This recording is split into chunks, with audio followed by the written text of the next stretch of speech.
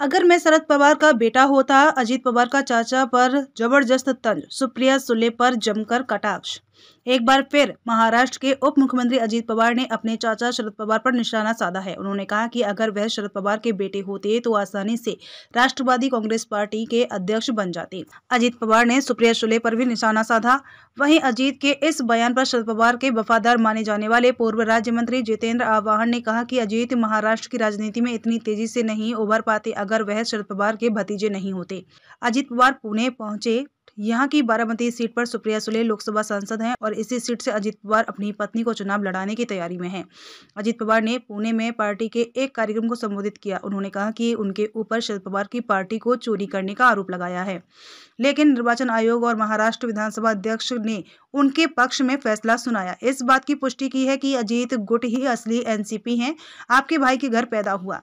अजीत पवार ने अपने चाचा का नाम लिए बिना कहा, यदि मेरा जन्म वरिष्ठ नेता शरद पवार के घर हुआ होता तो मैं स्वाभाविक रूप से पार्टी का अध्यक्ष बन जाता, बल्कि पार्टी मेरे नियंत्रण में आ जाती, लेकिन मैं आपके भाई के घर पैदा हुआ। अजीत पवार ने कहा कि समूचा परिवार उनके विरुद्ध है, किंतु पार्टी कार्यकर्ता उनके साथ हैं। उन्होंने कहा कि हमें निशाना बनाया गया है। कहा गया कि हमने यह फैसला बीजेपी से हाथ मिलाने सिर्फ अपने खिलाफ जांचों को रोकने के लिए किया। मैं पूछना चाहता हूं कि क्या हमारे साथ जो लोग हैं उनमें से हर कोई जांच का सामना कर रहा है? शरद पवार पर जमकर बरसे अजीत पवार ने दावा किया कि यदि उन्होंने पार्टी अध्यक्ष के लिए शरद पवार की पसंद को मान लिया होता तो उनकी सराहना हो रही होती।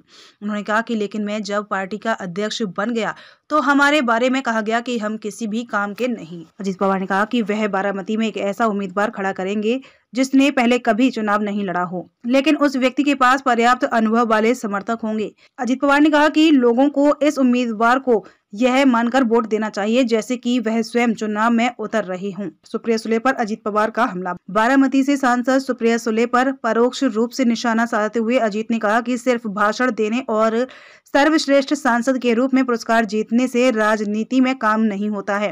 उन्होंने अपने निर्वाचन क्षेत्र में कोई काम नहीं किया है, जबकि उनका अपने निर्वाचन क्षेत्र से संपर्क टूट गया है। उन्होंने कहा कि हम केवल संसद में ऐसे लोगों को नहीं चुन सकते जो कोई काम नहीं करते हैं। केवल संसद में भाषण देने से मुद्दों का समाधान नहीं होता है। अगर मैं यहाँ बारामती नहीं आता हूँ और सिर्फ मुंबई में भाषण देता हूं और सर्वश्रेष्ठ सांसद का पुरस्कार प्राप्त करता हूं और यहां काम की देखरेख नहीं करता हूं तो क्या यहां काम होगा? जाहिर तौर पर अजीत पवार का निशाना सुप्रिया सुले थी, क्योंकि सुले को कई बार सर्वश्रेष्ठ सांसद पुरस्कार से सम्मानित किया जा चुका है। अजीत ने सुले पर निशाना साधते हुए कहा कि लोगों को उनकी बात माननी चाहिए जब वह कहते हैं कि उनके समूह का एक उम्मीदवार सुले से ज्यादा काम करेगा। उन्होंने कहा कि इस क्षेत्र में पहले चुने गए सांसद से ज्यादा हमारे नए सांसद अजीत खेमे काम करेंगे।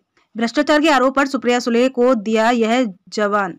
सुले की इस टिप्पणी पर प्रतिक्रिया देते हुए उन्होंने कभी भ्रष्टाचार के आरोपों का सामना नहीं किया है। अजीत ने कहा कि कुछ लोग कहते हैं कि हमारे ऊपर भ्रष्टाचार का कोई आरोप नहीं लगा है, लेकिन आप कभी मंत्री नहीं थे, तो आप पर भ्रष्टाचार का आरोप कैसे लगाया जा सकता है? मेरे पास राज्य की जिम्मेदारी थी। जो लोग काम करते हैं उन पर आरोप लगना तय है, जो लोग काम नहीं करते हैं उनका पाक साफ रहना तय है। अगर कोई काम किया जाता है तो हमने पिछले 15 वर्षों में देखा होता। बता दें कि शरद पवार की बेटी और बारामती से सांसद सुप्रिया सुले ने अभी तक कभी मंत्री पद नहीं संभाला है। जितेंद्र आव्हाड ने साधा निशाना। पलटवार करते हुए शरद पवार के नेतृत्व वाली एनसीपी से जुड़े विधायक जितेंद्र आव्हाड ने सवाल किया कि अजीत ने बगावत शुरू करने के बजाय चुनाव के जरिए पार्टी अध्यक्ष बनने की कोशिश क्यों नहीं की। आव्हाड ने कहा कि अगर अजीत पवार शरद पवार के भतीजे नहीं होते तो उन्हें अपने राजनीतिक जीवन में इतनी जल्दी अवसर नहीं मिलते।